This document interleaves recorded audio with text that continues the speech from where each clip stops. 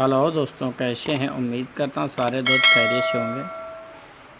आज की इस वीडियो में आप देखेंगे हमारा जो C4 का मल्टीप्लेक्सर और कंप्यूटर जो हमारा डायग्नोस्टिक स्टूडियो बिल्कुल रेडी है, जिसको हम चेक कर रहे हैं ऑन टेबल। क्योंकि ऑन टेबल हमारे पास जो है मशीन है, मशीन के ऊपर हम सारे जितने भी कंप्यूटर सेल करते हैं और जो भी बंदे हमसे परचेज करते हैं, उससे पहले हम उसको 12 घंटे लगा के छोड़ते हैं, जिससे हमें कंप्यूटर का बैटरी बैकअप और जो मल्टीप्लेक्सर होता है वो गर्म हो रहा नहीं गर्म हो रहा है, ये सारी जानकारी हमें मिल जाती है, कितने टेम्परेचर पे वो काम करता है। क्योंकि जितने भी हमारे मल्टीप्लेक्सर होते हैं वे हाई क्वालिटी के रहते हैं, बहुत ही अच्छी उनकी क्वालिटी रहती है। तो आपको भी अगर लेना चाह रहे हैं मर्सिडीज़ का टूल यानी एक्सेंट्री या डैश, तो हमसे दिए गए स्क्रीन के ऊपर नंबर के ऊपर हमसे कॉन्टेक्ट कर सकते हैं।